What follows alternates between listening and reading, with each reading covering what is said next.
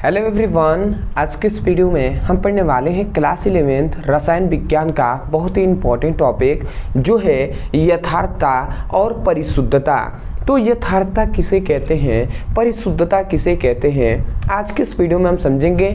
मैं आपको विश्वास दिलाता हूँ कि बहुत ही आसानी तरीके से आपको समझ में आएगा। तो चलिए हम समझ लेते हैं। तो यहाँ पे हमें सबसे पहले आज के वीडियो में जानना है यथार्थता। यथार्थता कहते किसे हैं? तो सबसे पहले यथार्थता यदि एग्जाम में आपसे आता है तो आप यथार्थता का परिभाषा लिखेंगे। तो यथार्थता का परिभाषा होता क्या है? तो देखिए, कोई भी भौतिक राशि हो, यदि उस भौतिक राशि का जो वास्तविक मान होता है उसके प्रायोगिक मान के जितने समीप होगा, मतलब हम सिंपल में कह सकते हैं किसी भौतिक राशि का प्रायोगिक मान उसके वास्तविक मान के जितने समीप होता है उसकी यथार्थता उतनी अधिक होती है। चलिए हम यहाँ से समझते हैं। हमने क्या कहा? हमने यही कहा कि कोई भी भौतिक राशि है, थोड़ा सा यहाँ पे समझेंगे। कोई भी भौतिक राशि है, ठीक है जी। हमने कहा कोई भी भौतिक राशि है, तो किसी भौतिक राशि का जो प्रायोगिक मान होता है, प्रायोगिक मान उसके वास्तविक मान के, किसके वास्तविक मान के? इसी भौतिक राशि का वास्तविक मान के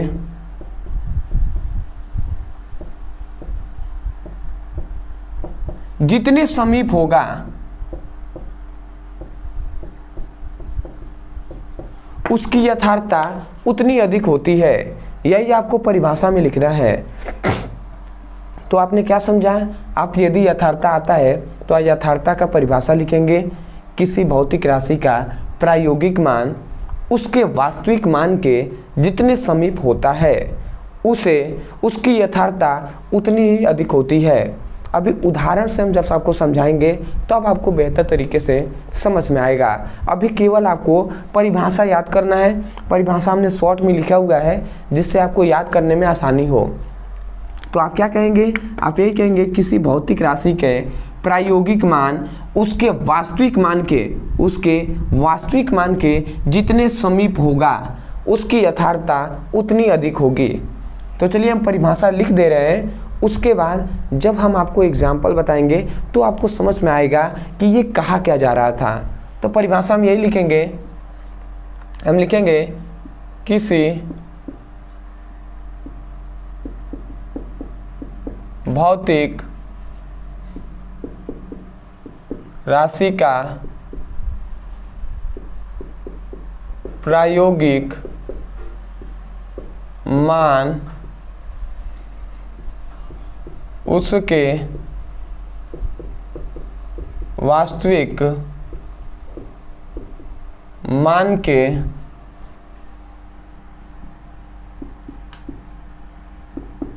जितने समीप होगा, समीप होता है उसकी यथार्थता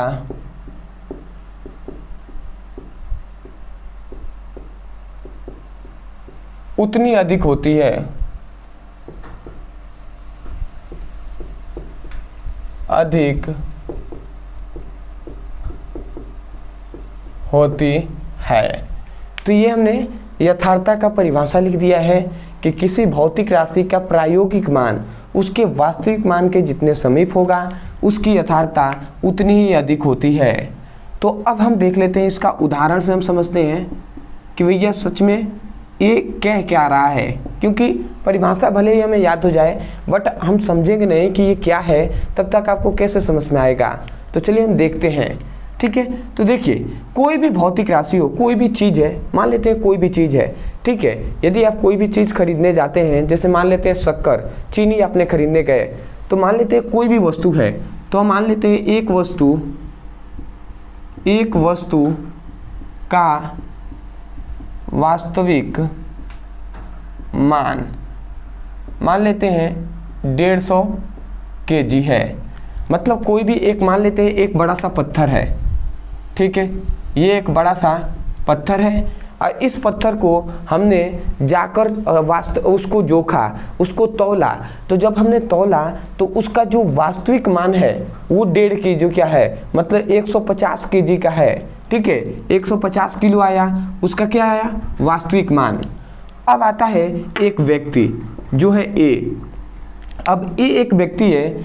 ए से जब हमने कहा कि एक वस्तु उसी पत्थर को दिया गया, ये एक व्यक्ति है और उससे कहा गया कि आप इसको तौल के बताइए कि कितना है। तो इसने क्या किया, ये एक व्यक्ति है, इसने प्रयोग किया। तो जब प्रयोग करेगा और इसको तौलेगा तो ये प्रायोगिक मान होगा, प्रायोगिक मान होगा। तो इसने पहली बार तौला, तो जो ये पत्थर है इसको तौला जिसका वास्तविक मान है 150 kg, तो इसको तौला तो उसने कहा कि 160 kg का है।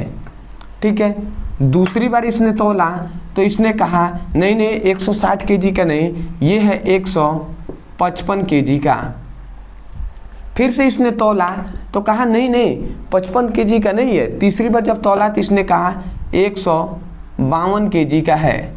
अब फिर से इसने तौला तो चौथी बार जब इसने तौला तो कहा नहीं 152 भी नहीं है, ये तो है भैया 151 kg का। तो देखिए इसने 4 बार प्रयोग किया और इसने प्रायोगिक मान 4 दिए। सबसे पहले 160, फिर से 155, 152 और 151। तो ये प्रायोगिक मान है। तो इसका प्रायोगिक मान 4 है और वास्तविक मान देखिए 150 है। तो 150 और 51, 151, इसमें ज़्यादा का डिफरेंट नहीं है, देख रहे हैं ना, ज़्यादा का डिफरेंट नहीं है। तो देखिए यही इसकी परिशुद्ध यथार्थता कहलाएगा। क्योंकि हमने क्या कहा है, हमने कहा किसी भौतिक राशि का, ये मान लेते एक पत्थर भी भौतिक राशि है, तो हम कहेंगे किसी भौतिक राशि का प्रायोगिक मान उसके वास्तविक मान के जितने समीप होगा, देख रहे हैं ना 150 से 151, तो जितने समीप होता है उसकी यथार्थता उतनी अधिक होती है। क्योंकि इसमें 50 और 60, इसमें 10 का अंतर है, इसमें 150, इसमें 155 है, तो इसमें भी 5 का अंतर है, इसमें 2 का अंतर है, परंतु इसमें तो 1 ही का अंतर है। तो इसकी समीपता क्या है, अधिक है, ये बहुत अधिक पास है। ये 150 एक ही अधिक है, 151 है। तो यही क्या कहलाएगा, इसकी यथार्थता कहलाएगी। आशा करते हैं अब आपको समझ में आ रहा होगा।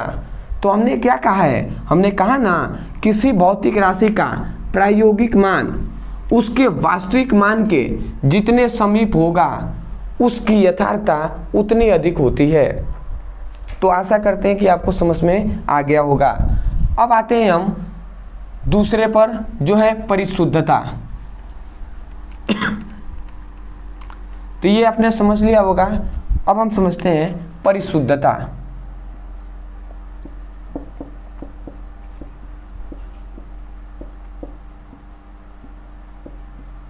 देखिए परिशुद्धता भी बहुत ही सिंपल है, ये दोनों टॉपिक एक दूसरे से रिलेटिव है, इसलिए आपको कंपैरिजन करके ही याद करना है। तो अब आते हैं परिशुद्धता किसे कहते हैं। तो परिशुद्धता बहुत ही सिंपल है, किसी भौतिक राशि का विभिन्न प्रायोगिक मान में आपस में समीपता ही परिशुद्धता कहलाता है। नहीं समझ में आया? देखिए कोई भी भौतिक राशि है, जैसे हमने एक पत्थर ले लिया था और उसको जोखा था, इसी प्रकार मान लेते हैं कि एक ही पत्थर है, ठीक है, और उसको बहुत से व्यक्ति, यहाँ पे तो केवल एक व्यक्ति था, उसने 4 प्रयोग किए और 4 मान दिए। इसी प्रकार बहुत सारे व्यक्ति आ गए और उसने प्रयोग करना चालू कर दिया, तो अलग अलग प्रायोगिक मान मिलेगा कि नहीं? तो अलग अलग प्रायोगिक मानों का आपस में समीपता ही परिशुद्धता कहलाता है। पहले हम परिभाषा लिखते रहे हैं, उसके बाद हम उदाहरण से समझाएंगे तो आपको बेहतर तरीके से समझ में आएगा। तो हम परिभाषा क्या लिखेंगे? लिखेंगे यही, किसी भौतिक राशि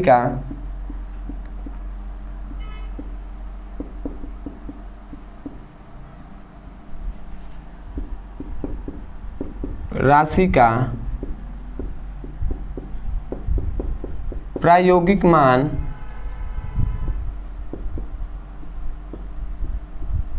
उसके वास्तविक मान के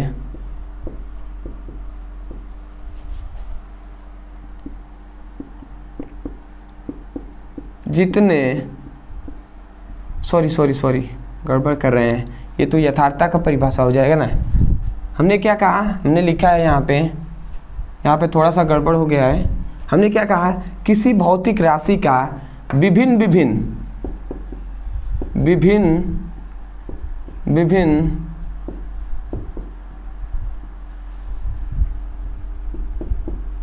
प्रायोगिक मान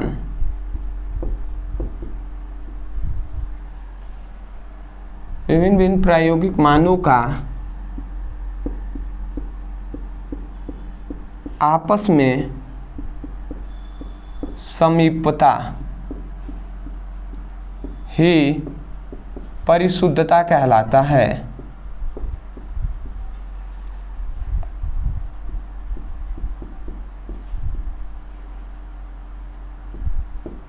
ठीक है, तो यहाँ पे हमने परिभाषा लिख दिया है। अभी हम आपको एग्जाम्पल से समझाते हैं। हमने परिभाषा के लिखा है, किसी भौतिक राशि का विभिन्न प्रायोगिक मान में आपस में विभिन्न प्रायोगिक मानों का आपस में समीपता ही परिशुद्धता कहलाता है। जैसे कि उदाहरण से समझते हैं, उदाहरण से यदि हम समझते हैं तो मान लेते हैं एक वस्तु का वास्तविक मान कितना है, 150 kg का है। ठीक है, मान लेते हैं ये एक पत्थर ही है, मान लेते हैं। अब इसका क्या है भैया, इसका जो वास्तविक मान है जिसको हमने वास्तव में तौला है, तो जब तौला तो उसका वास्तविक मान कितना है, 150 kg का है। अब यहाँ पे ये एक व्यक्ति है। अब ये जो व्यक्ति है, इसने प्रयोगों द्वारा इसने जब तौला तो इसने कहा कि 160 kg का है। फिर से इसने दूसरी बार तौला तो इसने कहा नहीं 170 kg का है। फिर से तीसरी बार तौला तो इसने कहा कि नहीं 180 kg का है। फिर से इसने तौला तो इसने कहा कि नहीं 190 kg का है। तो इस प्रकार इसने 4 बार तौला और 4 बार अलग अलग मान इसने बताया, जो ए व्यक्ति है। उसके बाद बी एक व्यक्ति आया। बी को कहा गया कि आप तौल के बताइए कि इस पत्थर का वास्तविक मान क्या होगा। तो वास्तविक मान तौलने के लिए इन्होंने प्रयोग किया और प्रयोग करके इसने जब तौला तो इसने कहा कि नहीं 155 kg का है। फिर से कहा कि नहीं 160 kg का। फिर से किसने कहा कि 165 kg का। फिर से 170 kg का। तो इस प्रकार ये कहता गया। ठीक है, फिर से एक और व्यक्ति आया जो है सी से कहा गया कि आप इसको तौल के बताइए कि ये कितना है। तो इसने भी प्रयोग किया 4 बार। पहला इसने कहा कि ये है 152 kg का। फिर से इसने कहा कि नहीं 154 kg का है। फिर से इसने कहा कि नहीं 156 kg का है। अब फिर से इसने कहा कि 158 kg का है। तो देखिए, ये जो 4 बार प्रयोग किया, 3 व्यक्तियों ने प्रयोग किया, तो ये जो निकला ये सभी क्या है, प्रायोगिक मान है। समझिएगा, हम पूरा डेप्थ में बात कर रहे हैं जिससे आपको बेहतर तरीके से समझ में आए। तो ये 3 व्यक्ति हैं, इसने 4 बार प्रयोग किया, तो ये प्रायोगिक मान ही तो कहलाएगा ना। तो देखिए, हमने कहा कि किसी भी भौतिक राशि का प्रायोगिक मान में आपस में समीपता, मतलब प्रायोगिक मानों में आपस में समीपता कौन पास है।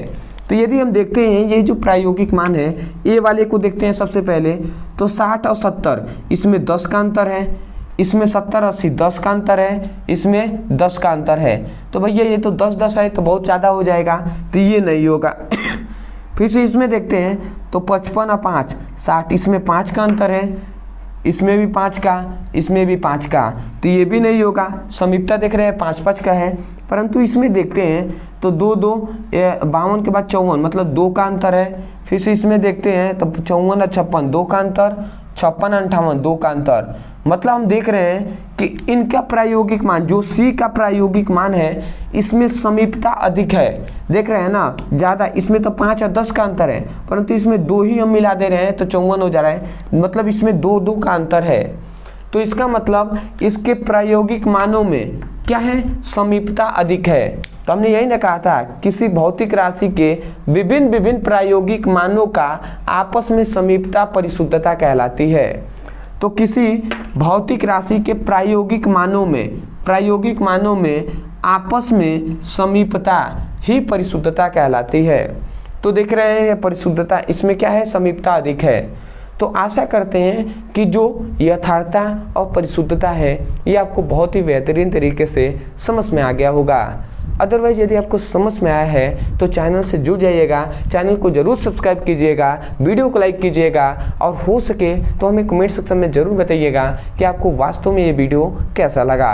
अदरवाइज यदि आप किसी भी क्लास का फिजिक्स केमिस्ट्री का पढ़ाई करना चाहते हैं तो हमारा मेन चैनल है जो है ब्रदर सर, तो उस पर जाइए और उस पर जाके अपने प्लेलिस्ट चेक कीजिए। वहाँ पर क्लास 9th का, 10th का, 11th का, 12th का पूरी फिजिक्स केमिस्ट्री का चैप्टर वाइज सीक्वेंस में वीडियो आपको मिल जाएगा, वहाँ से उसकी पढ़ाई कर सकते हैं। अदरवाइज यदि कोई भी टॉपिक है जो आपको समझ में नहीं आता है, चाहे स्कूल में हो, कोचिंग में हो, तो केवल उस टॉपिक का नाम लिखिएगा यूट्यूब पर, अंत में हमारे चैनल का नाम लिखकर सर्च कीजिएगा, तुरंत आपको वो वीडियो मिल जाएगा, वहाँ से उसकी पढ़ाई कर सकते हैं।